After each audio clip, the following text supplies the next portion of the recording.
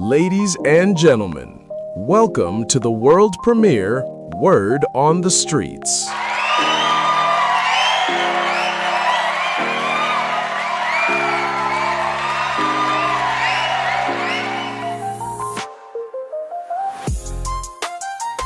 We have a powerful mind that we have. And I think our beliefs, what we have believed and what we've been told, we bought into it.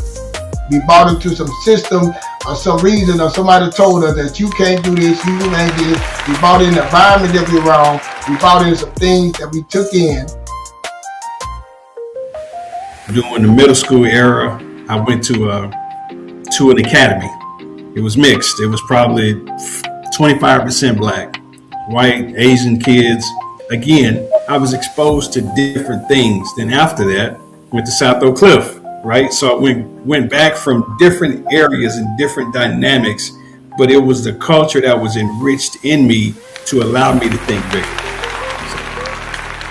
Mindset, obstacles, fear, hesitation. Your mind will work in your behalf when you start phrasing words, start thinking things, your thoughts differently than small. Make no mistakes, this is the world premiere Word on the Streets. Join us every Thursday at 7:30 Central Standard Time